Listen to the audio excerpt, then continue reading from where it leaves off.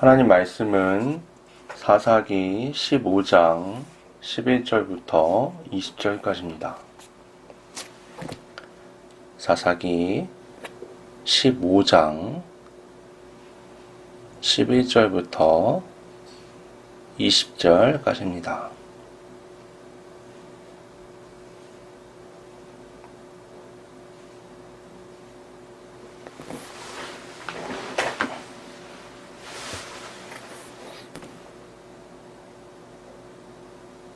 봉독하겠습니다. 유다 사람 3,000명이 에단바위 틈에 내려가서 삼손에게 이르되 너는 블레셋 사람이 우리를 다스리는 줄을 알지 못하느냐?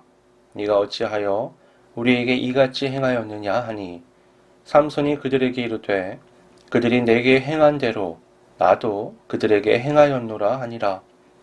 그들이 삼손에게 이르되 우리가 너를 결박하여 블레셋 사람의 손에 넘겨주려고 내려왔노라 하니 삼손이 그들에게 이르되 너희가 나를 치지 아니하겠다고 내게 맹세하라 하매 그들이 삼손에게 말하여 이르되 아니라 우리가 다만 너를 단단히 결박하여 그들의 손에 넘겨줄 뿐이요 우리가 결단코 너를 죽이지 아니하리라 하고 새 밧줄 둘로 결박하고 바위 틈에서 그를 끌어내니라. 삼손이 레히의 이름에 블레셋 사람들이 그에게로 마주 나가며 소리 지를 때 여호와의 영이 삼손에게 갑자기 임하시매 그의 팔 위에 밧줄이 불탄 삼과 같이 그의 결박되었던 손에서 떨어진지라. 삼손이 나귀의 새 턱뼈를 보고 손을 내밀어 집어들고 그것으로 1,000명을 죽이고 이르되 나귀의 턱뼈로 한 더미 두 더미를 쌓았으며 나귀의 턱뼈로 내가 1,000명을 죽였도다 하니라. 그가 말을 마치고 턱뼈를 자기 손에서 내던지고 그곳을 라맛 레이라 이름하였더라. 삼손이 심히 목이 말라 여호와께 부르짖어 이르되 주께서 종의 손을 통하여 이 큰 구원을 베푸셨사오나 내가 이제 목말라 죽어서 할례 받지 못한 자들의 손에 떨어지겠나이다 하니 하나님이 레이에서 한 우묵한 곳을 터뜨리시니 거기서 물이 솟아 나오는지라. 삼손이 그것을 마시고 정신이 회복되어 소생하니 그러므로 그 샘 이름을 에낙고레라 불렀으며 그 샘이 오늘까지 레히에 있더라. 블레셋 사람의 때에 삼손이 이스라엘의 사사로 20년 동안 지냈더라. 아멘. 우리가 지난주에 함께 나눈 말씀을 잠깐 떠올려 보면 삼손이 한 블레셋 여인에게 반해서 결혼하기 위해 딥나를 향했었죠.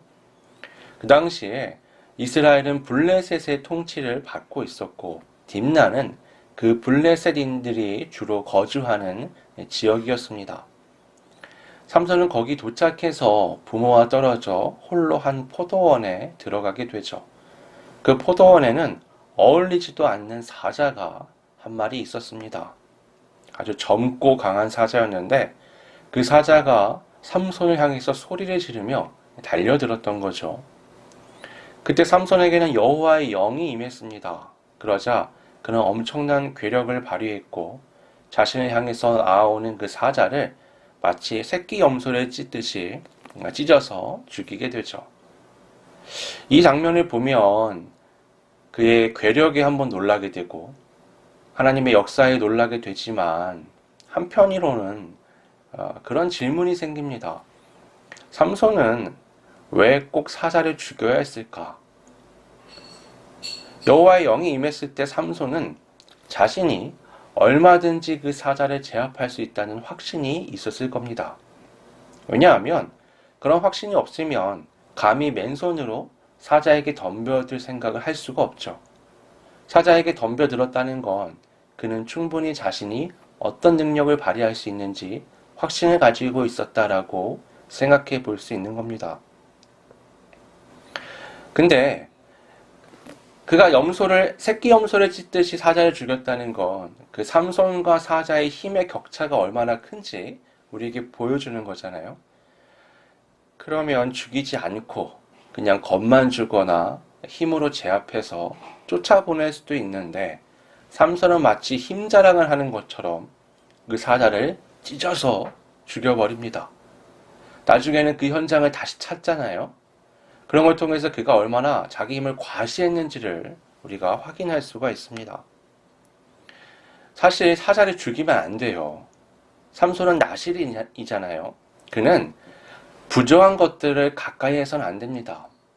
모든 이스라엘 사람들이 가까이 해서는 안 되지만 그는 특히나 나실인으로서 더욱더 거룩한 삶을 유지해야 할 의무가 있었습니다. 죽은 사자를 만진다는 것, 나중에는 그 사자를 찾아서 굳이 그 몸에 있는 꿀을 떠서 먹고 또 부모에게까지 주었다는 건 그는 나실인으로서 정체성에 있어서 큰 흠이 있는 것으로 보여집니다. 그리고 여성을 선택할 때도 그런 모습이 잘 나타납니다. 그가 선택한 이 삼손 이야기에서 나오는 블레셋 여인은 총 3명이었는데 모두가 다 블레셋 사람들이었죠. 그는 블레셋에게서 이스라엘을 구원할 사명을 가진 사람이었습니다. 그런데도 굳이 블레셋 여자들만 골라서 빠져든다는 건 큰 문제가 있는 거죠. 그렇게 금기시 되는 것들을 행하면서 삼손은 아무렇지 않아 합니다. 그런 긍정적인 것이 하나도 보이지 않는 삼손이지만 그럼에도 불구하고 하나님이 그를 사용하시죠. 이건요, 이중적인 의미를 우리에게 가르쳐 주는데요. 하나님은 하나님의 계획하신 일을 이루십니다. 삼손이 아무리 부족하고 그가 아무리 흠이 많아도 그를 사용하시죠. 근데 또 한편으로는 완벽한 구원이 이루어지지가 않습니다. 삼손이 갖고 있는 그 부정적 요소들 때문에 결국 하나님이 계획하셨던 그 구원은 완벽하게 성취되지가 않습니다. 이야기의 흐름을 한번 보게 되면 하나님께서는 블레셋 여인에게 빠져든 그 삼손의 개인사를 통해서 블레셋과 시비가 붙게 하고 점점 그 일이 확대돼서 결국 블레셋에 아주 치명적인 타격을 입게 하시죠. 하지만 그렇다고 해서 구원이 완성되지 못합니다. 20절은 이렇게 말씀하죠. 블레셋 사람의 때에 삼손이 이스라엘의 사사로 20년 동안 지냈더라. 여기에는 중요한 2가지 요소가 없습니다. 보통 사사가 다스렸다, 활동했다 그러면 반드시 2가지 요소가 있어야 하는데 그게 없어요. 첫 번째로는 이스라엘이 해방되지를 못합니다.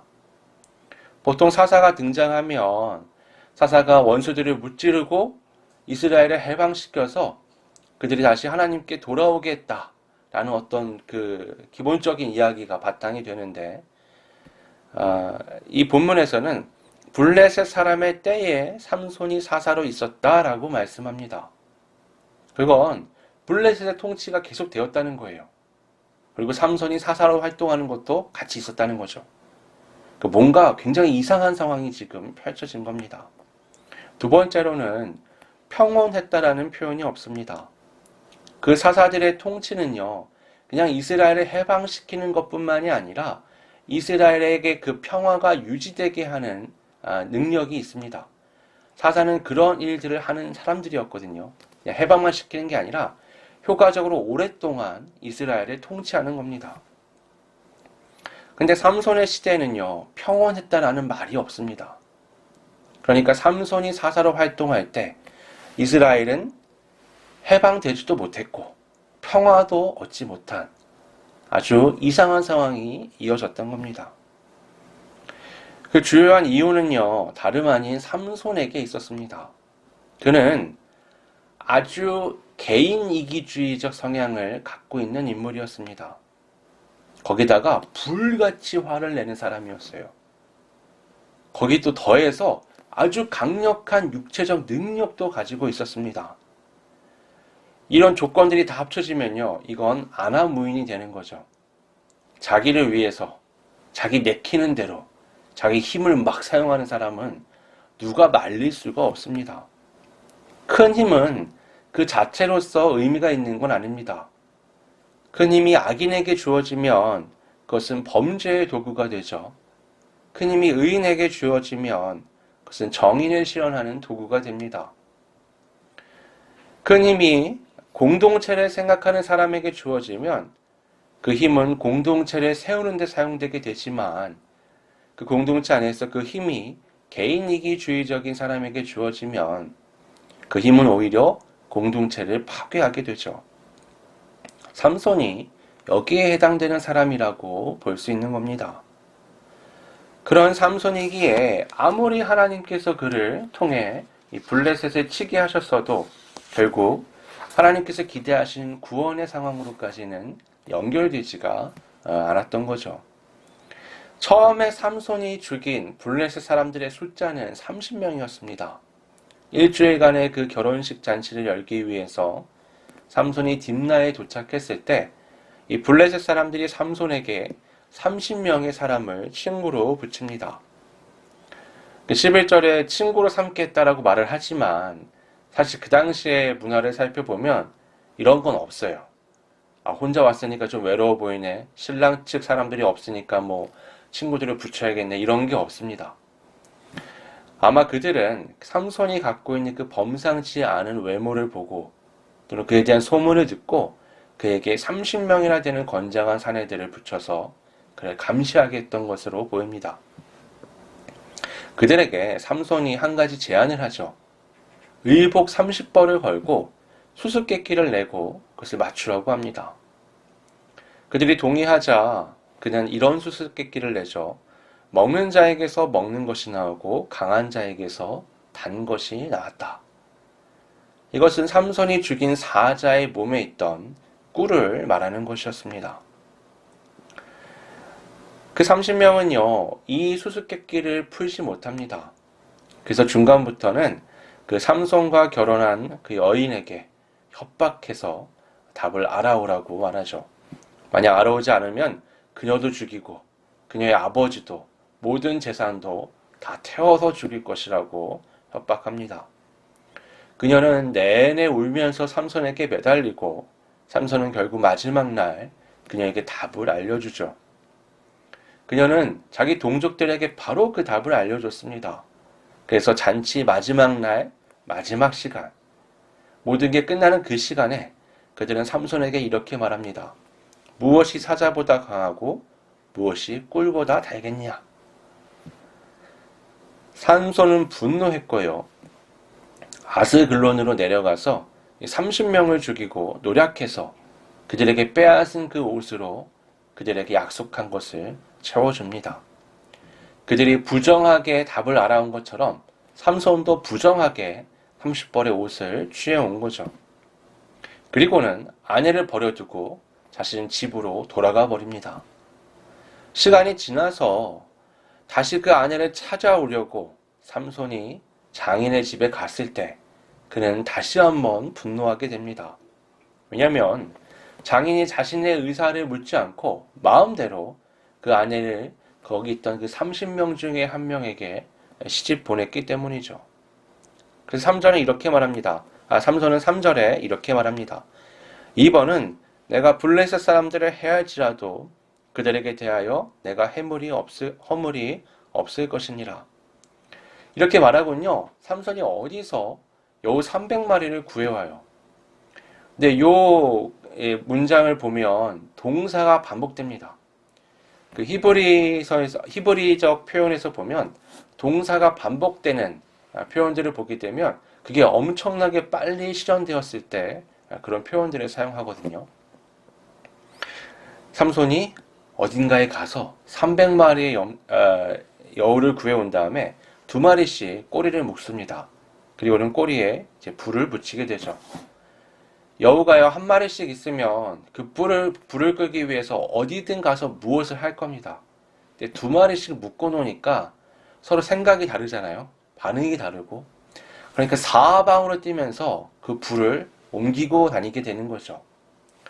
블레셋은 농경 사회였습니다. 근데 밭과 논으로 이 여우들을 풀어놓으니까 농사가 완전히 망치게 되는 거죠. 삼손은요, 개인적인 원한 때문에 그 일을 했지만 결과적으로 이스라엘의 원수인 블레셋의 경제에 엄청나게 큰 치명적 타격을 입히게 됩니다. 화가 나잖아요. 이 블레셋 사람들이 화가 엄청 났는데, 그럼 삼손을 해야 하면 되잖아요. 근데 삼손한테 못 가요. 그래서 어떻게 하냐면, 야, 이게 어떻게 된 거냐?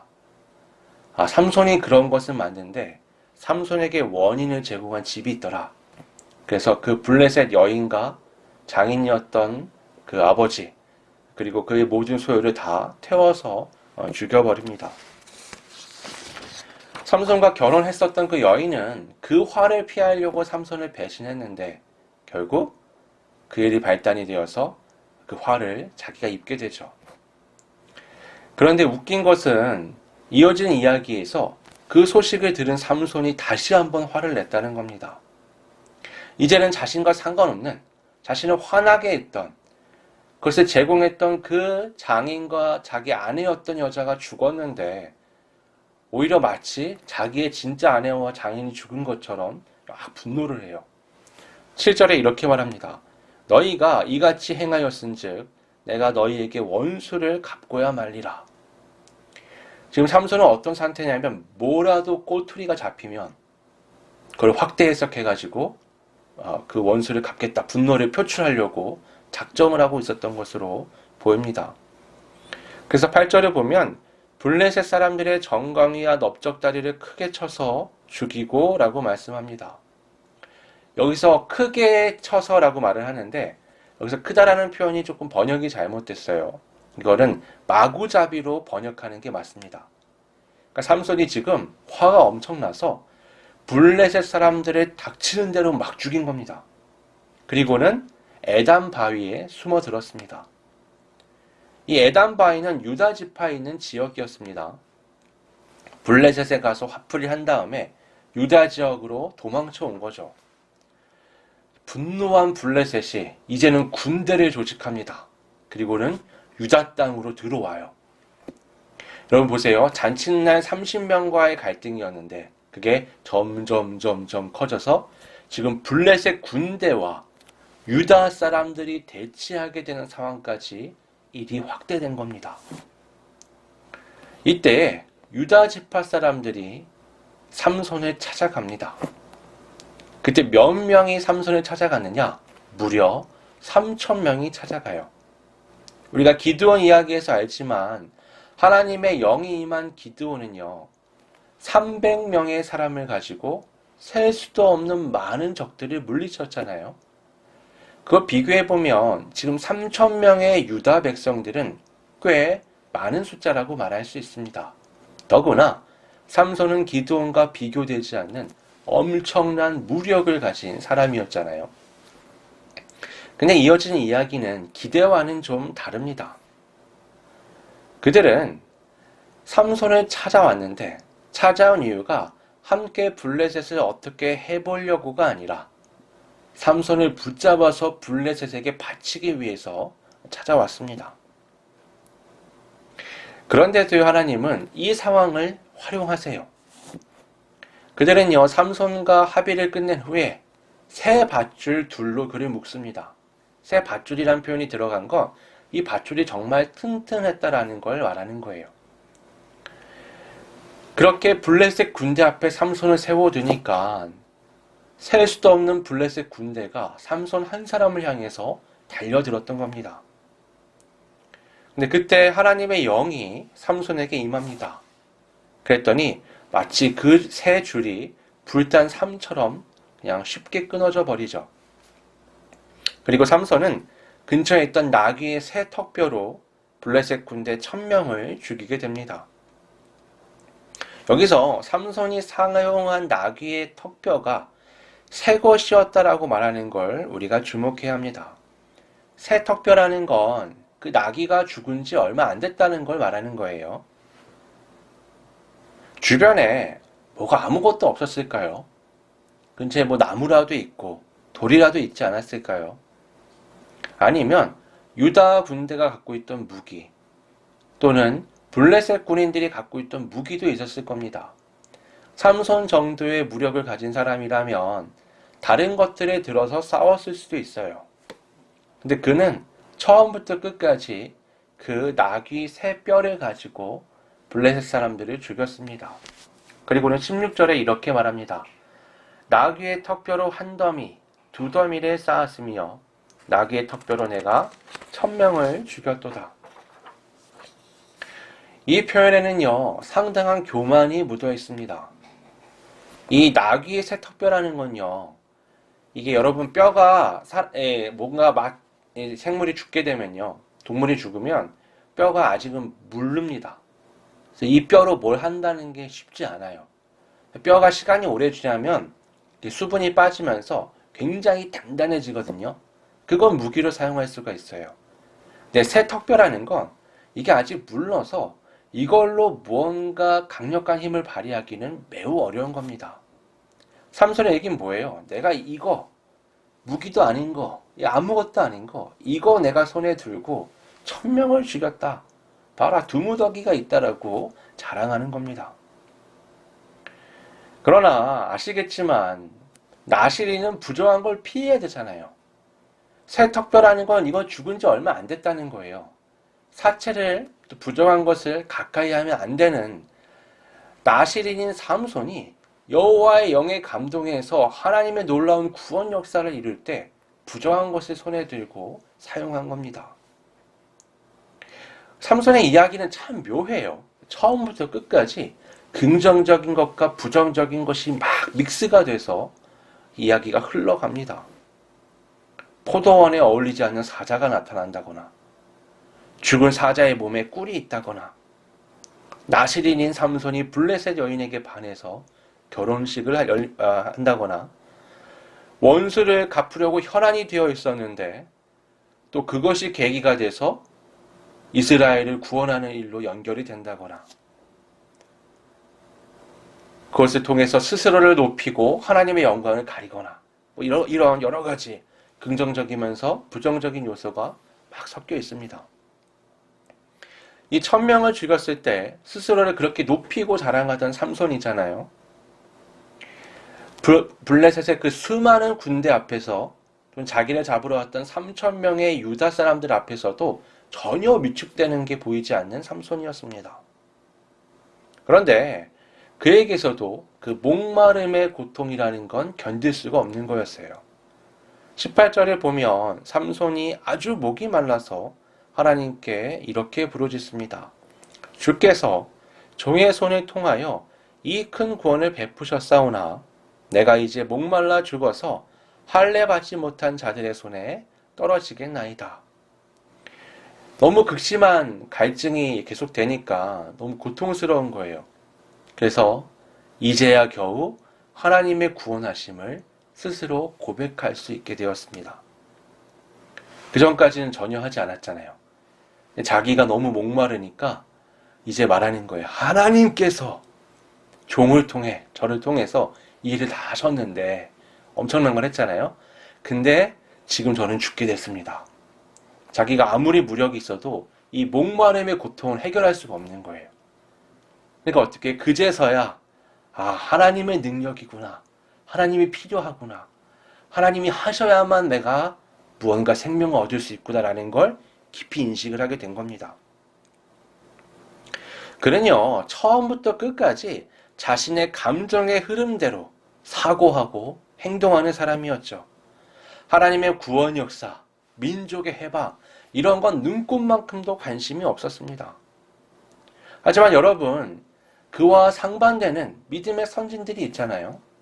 우리가 잘 아는 요셉을 보면 그는 아주 불행한 개인사가 있었지만 그 모든 걸 통해서 하나님의 구원의 손길을 볼 수 있는 눈을 가지고 있었습니다. 다윗은 어땠죠?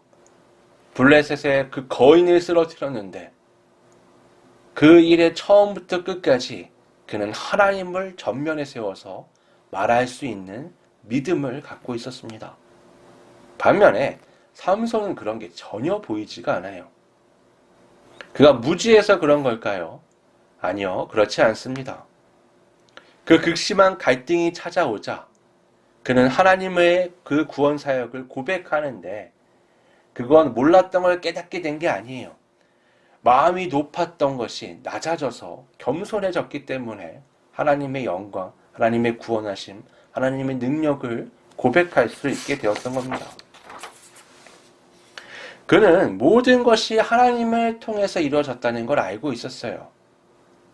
하지만 그는 교만했기 때문에 자신의 영광만 나타내고 하나님은 나타내지 않았던 겁니다. 갈증의 고통이 찾아와서야 그는 겸손해졌고 하나님을 찾았습니다. 지금 현재의 고통이 하나님의 초월적 역사가 아니면 해결될 수 있는 것이 아니라는 걸 알게 된 거죠. 거의 엎드려 절받듯이 지금 하나님은 삼손의 입을 통해서 영광을 받으셨습니다. 그럼에도 불구하고 하나님은 삼손에게 생명을 다시 주시죠. 옆에 움푹한 곳을 터지게 해서 거기서 물이 나오게 하십니다.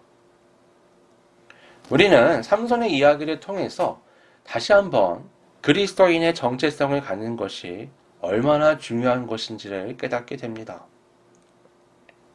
삼손의 이야기에서 긍정과 부정의 요소가 계속해서 뒤섞이는 것은 그가 나실인임을 알고 있으면서도 자신의 정체성을 애써 모른 척하고 멋대로 살았기 때문입니다. 그 결과 그는 어느 정도 하나님의 도구로 사용될 수 있었지만 결국에는 제대로 된 구원 역사를 이루지 못합니다. 더해서 그 겨우 이루어낸 일들에서도 하나님의 영광이 아닌 자신의 영광을 나타내는 뻔뻔한 모습을 보여주죠. 그러다 목마름이 찾아오니까 하나님을 부르짖는 민망한 모습도 보여줍니다. 우리도 혹시 그렇지 않나요? 그리스도인임을 충분히 알고 있으면서도 하나님의 말씀을 무시하고 삶의 많은 선택과 상황 속에서 내 감정과 판단을 따라 살아갑니다. 그러다 뭐라도 이루게 되면 마치 내가 이룬 것처럼 막 자랑을 하죠. 그러다 큰 어려움을 만나면 다시 언제 그랬냐는 듯 하나님 앞에 부르짖습니다. 이것은 건강한 신앙인의 삶이라고는 말하기가 어렵죠. 우리는 요셉과 같이 도저히 이해가 되지 않는 삶의 상황 속에서도 하나님의 인도하심의 그 손길을 발견할 수 있어야 합니다. 다윗과 같이 모든 사람들이 나에게 주목하고 나의 영광을 나타낼 수 있는 상황 속에서도 끝까지 하나님의 영광을 나타낼 수 있어야 합니다. 무엇보다도 우리의 이 가장 건강한 신앙의 모범이 되는 예수 그리스도를 따라서 철저하게 자신을 지우고 하나님을 나타내는 삶을 살아야만 합니다. 주님은 공생의 기간 내내 자신을 철저하게 지우시고 오직 하나님의 말씀의 성취를 위해서 살아가셨죠. 우리는 그분을 믿고 그분의 그 신앙의 본을 따라 살아가는 그리스도인들입니다. 오늘 이 삼손의 이야기를 타산지석으로 삼아서 온전한 그리스도인으로 살아가는 우리 모두가 될 수 있기를 바랍니다. 함께 기도하겠습니다. 아버지 하나님, 삼손은 자신이 나실인임을 알고 있었고 이스라엘의 구원 역사를 이루어야 할 사명을 갖고 있음을 또 알고 있었고 하나님의 영이 감동되었을 때 하나님이 부어주신 그 놀라운 능력도 알고 있었지만 그는 하나님의 영광이 아닌 자신의 감정을 따라 살아가는 불쌍한 인물이었습니다.